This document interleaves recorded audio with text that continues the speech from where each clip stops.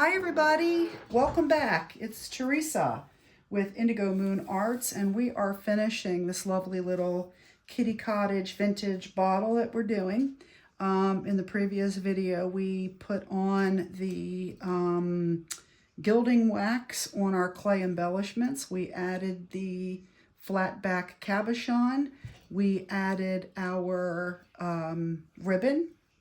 And we were currently working on the findings. This is our little hat pin, and we put on the finial. That's what we did. So now we are playing with the jewelry chain, which is right here. I always have this problem too. Whenever I'm doing this part of the project, it seems like the ribbon is always getting in my way. So what I'm going to do for now is I'm just going to stab it with the hat pin, I think, to get it to stay out of my way. Okay, perfect. Now, what we're going to do here is we're going to do the jewelry part, which is really important, I think, because it finishes the bottle. It's what makes it pretty. So we're going to use a couple of things. One thing we're going to use is something called a jump ring. A jump ring connects two pieces of jewelry, chain, or other jewelry items together, mostly chain. And a jump ring is tiny. They come in different sizes. I don't have my little packaging out that shows you that there's all different sizes. This is a really tiny one, if you can see it. And this is why we use our little pliers to open it. So I have different types of jewelry tools, but right now I'm going to use these. So you take one end of the jump ring, okay? Because it's open. The way it's closed is it overlaps slightly, but I'm going to put my pliers on one side of the split opening. It's not a continuous circle. It has a cut. And I'm going to take the other side. Let me move the bottle so they have more of the white background. Okay. And I'm going to put the pliers on the other side where it's open of the opening. And you're going to, can you see me? Twist, that opens the ring. Again, twist, that opens the ring. That's exactly how you shut it as well. You just twist it back together. That's how you use a jump ring. Now, when it's open, you can connect things together. Like I've changed my mind. If you were with me in the previous video, I think I'm going to change my mind at how I do this. But anyway, I wrapped this twice. Now we'll go back. So that's how you add something. So right now, if you can see this, I'm going to take the open end, if you can see it, grab the last chain link on the bottom. All right, I have it. I captured it. Now I'm going to take the key. We picked an antique bronze Tibetan charm, and we are going to add that, or this one. I like this one better. You see how it has a solid, circle, whatever, I guess. The word is escaping me right now. The little holder there. And we are going to, I put it on the link, the jump ring. And again, we're going to twist it closed. And then the key is attached to the chain. Twist. When you twist, make sure that you line up the two pieces or that they overlap. Either way, that but you don't want to leave an opening. If you leave them open, the key will fall off. That makes sense, right? Okay, so you can see we now have the antique key hanging from one end. I have not glued this down or done anything with it, so I'm able to adjust the length as I want, and I want to adjust that just a little bit. I like the key hanging about there where she is. So now what do I want to do here? Do I want to wrap it again just to give it a little? I do. Look at that. So some of this is play. I did not attach the chain. I could, and I may. I may wind up using a jump ring, another jump ring, and attaching it here to make sure it stays in place. But for now, we're going to make the little bead dingle dangle. I don't know if there's a term for it. We'll have to ask our jewelry friends. But anyway, this is called a head pin, I believe. A head pin, there's different types. There's a needle. I don't know. I'm not a jewelry person. There are technical names to these things. I believe this is a head pin. I think it is. And anyway, it's designed, you put beads on them to make little jewelry dingle dangle. So I also have these wonderful bead spacers. There are bead caps and bead spacers. I'm going to dump some out.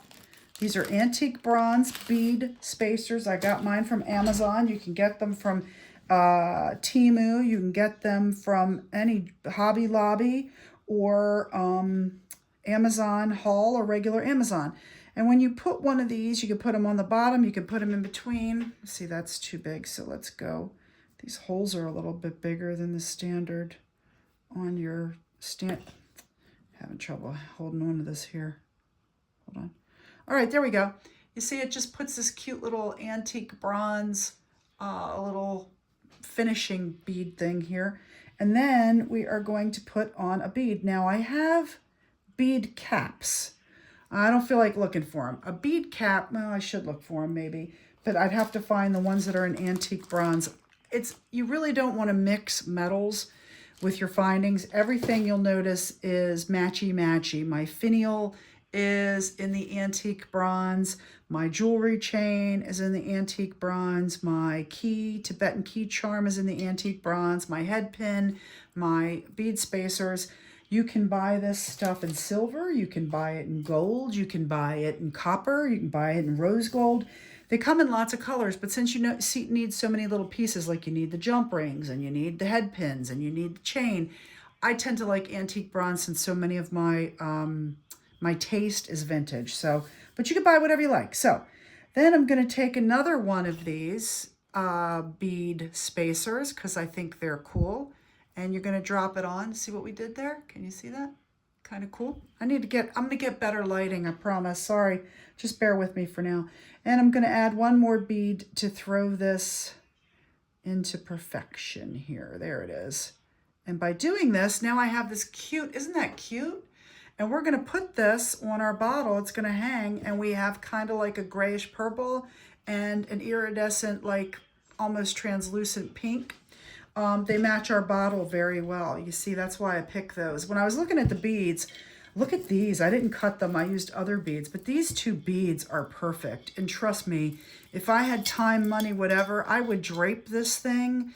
But what's economical, you want to make sure you don't put too much into one bottle. Somebody isn't going to want to pay $100 for a bottle when you have all these expensive, they're glass beads and crystals, and I could make a $200 bottle. Trust me, I have expensive taste. I think, what is it? Beer budget and caviar dreams. Anyway, so you kind of got to keep it edited for a lot of reasons. But I was showing you my cool, nifty little new tools. I bought the jewelry tools rather than go down in my shed and find my existing ones. This jewelry plier is circular. See how it's round? And, hey, feel free to chime in, jewelry people, because I don't know the technical terms for this stuff. But anyway, what I'm going to do is I'm going to create a loop on the end of this so that I can hang it, so that I can use a jump ring and hang it to my little chain here. So what you do, this is the way I do it. I'm sure there's a more technical way, but I put the plier right up against the bead and actually push it against the end, make it as tight as I can. And then you're going to twist this like that. Can you see it? You're going to twist it to the left or right, doesn't really matter, about 180 degrees-ish. Be careful if you use glass beads like I do. If you're pushing too hard, using too much tension against the bead and the pin head thing, you will crack your glass bead. So you don't want to do that. Anyway, once I make the 180, which I did, let me see. This kind of small stuff is hard to see. See what I did there? See the 180? Almost 180.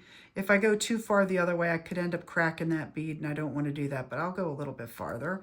And then you're going to go the other direction, and that's what's nice about these circular pliers. They create the loop for you by the shape of the plier. And then leave a 1/8 of an inch between the next time you turn it the other direction. Then you roll it. This is what's creating a loop. See how we're creating a loop here? And then you roll it. Roll. Wait a minute, be careful. I don't want to, these things are hard to hold on to. I apologize for that. Right? We're still rolling. I'm going to bend this a little bit more this way. Okay? Here we go. Roll, roll, And let the pliers do the work for you. See how it created, sorry, see how it created a circle? And then we're gonna roll it again. Roll. Bend this a little bit more back like that, and then we're gonna roll it. And when you do that, it creates the loop. The problem is this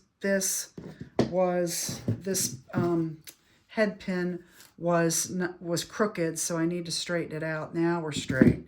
Sometimes, I guess because the metal, they just bend, they come bent. You got to be careful with that. Okay, so let's do this.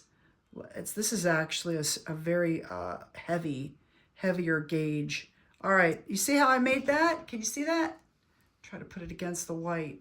I made a circle, and I made that circle with these pliers. Okay, like that. Now I'm going to clip it. I'm going to take my little cutters. They come with the set, and you're going to nip the amount where you think, okay, the amount where you think you can get back to the bead without leaving a space. That's what I'm doing. See that? How much space is that? 1/8 of an inch, maybe? Ugh, these things are so hard to hold on to. Maybe there's a trick. See this? Can you see what I'm showing you with my nails? I'm going to cut that off right around where the top of the bead, that kind of space. So when I cut it there like that, nippy. Okay, it's actually still too long. I'm going to cut it again. You can nip it again if it's too short. Always go long because you can take away, you can't add, right? And I'm going to line it up again like this. You can see what I did. See that? See that? And now I'm going to roll it. These things are actually a little harder to work with. I was having better luck with the other pliers. But anyway, we're going to roll it. I should break the bead to show you what I'm talking about, but I don't want to do that. All right, I'm twisting it around to lock it in. Okay. I'm not doing a very good job at this, as you can see, but that's how it works. New tools, takes a minute. Yeah, see, I should mess with this off screen a little bit. It's hard to hold on to where are my good pliers? I was trying to be fancy and use the rolly pliers, but I'm not used to them because I've been using the other ones now for so long. So all I did was open it up a little bit to roll it closed better. So I went back to give it more of that 180-degree bend. I'm just bending it in the opposite direction. And so that I can roll it closed. Roll, roll, roll. And I rolled it around, and see, now it's closed. Again, I didn't do a good job for a couple reasons. One, honestly, the brass findings that I bought are thicker and heavier than I usually work, which means it's harder to bend. And that's not a very good job. That's all I'm saying. I gotta bend this back. And they're bent.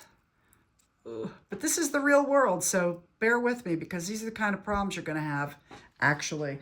All right, then I'm gonna take a antique bronze jump ring, just like we did before, and I'm gonna take my regular pliers and put it again near the one of the open ends, and then I'm gonna take the other pair of grabbers, pliers, and we have some glue there, and we're gonna, again, see that? I just did a twist and it opened the ring halfway. Can you see that?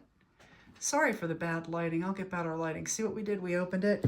So now I'm going to take the bottle. I'm going to take the very last chain, and I'm going to catch that. See it? That's all I did, like catching a fish.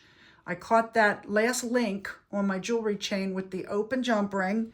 And I'm going to take our new little dingle dangle that we just made and closed. It's not very good. It's pretty crude, but it's okay for the point of teaching right now. I can fix it later when I know what I'm doing, not on camera. Isn't that great? Anyway, but you see what I did? I just did that. So I grabbed one end of the jump ring. I grabbed the last link on the jewelry chain. And on this end, I stuck it through that little circular hoop we just made. Then I'm going to take my pliers again, and I'm going to do the twist action back. I'm going to grab each plier on each end, twisting back, and we close the jump ring. And that's how you do it. And it's pretty simple. It says me, right? Okay. Anyway, and you can see we have a dingle dangle. Now, what I can do, let's just do this. Yeah, I'm not happy. Okay, here's my two little my chains, and you know, I don't like the way I attach that, we'll say. Well, this is what it looks like off the bottle. It's just a jewelry chain with two ends, one the beaded end and one the key end, right? That's it. And now we're going to take it back and we're going to add it differently with a jump ring so that it stays put where I want it. So all I'm doing, I have a piece in each end of my hand. I'm taking it near the ribbon and I'm going to try to go under the ribbon. And I'm going to go around once for this side. And I'm going to go around the other. Of course, stay put there. My thing is I want to make sure I'm not going to be symmetrical, so I might have to do this a couple times. I'm going to bring this side back around and look. What's really great, while it's still loose, I'm going to try to move it a little bit.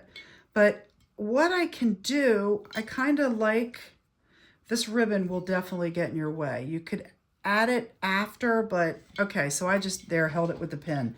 So what I could do is I could bring this over to this side like that and connect it with the jump ring, and that's what we're going to do. And then that way it stays on the bottle. It moves around a little bit, but it's okay. Now, if you want it tight and not move around, then attach your jump ring closer to the top of the bottle where the chain has less give because you've shortened it with the jump ring. So I just opened that jump ring with one finger in the pliers there. You can do that too. I am going to adjust this just a little bit. I'm just pulling it a little bit more, and of course I dropped my jump ring. I just wanted my key. Where did my jump ring go? Okay, no biggie. You'll do this a lot too. These things are so small.